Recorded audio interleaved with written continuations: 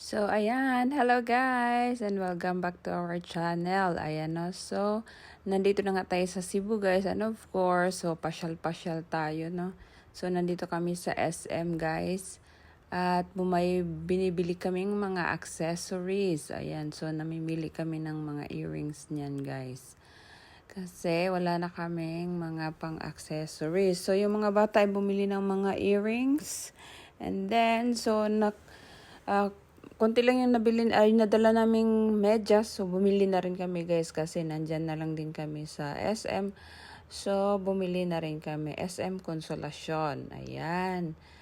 So, ang mga bata while waiting kay ate ay nagchika-chika muna. And then, ayan si ate guys, may binili na lipstick and highlighter.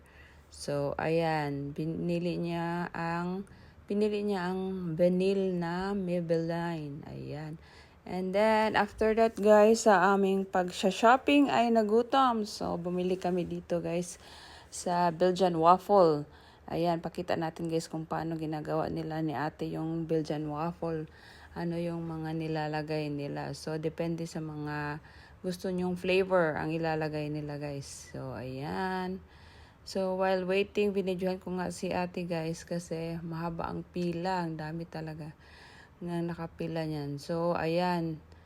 Ayan, pinakita na yung mga binili namin guys. Ayan. So, may medyas, may bra pa kaming nabili.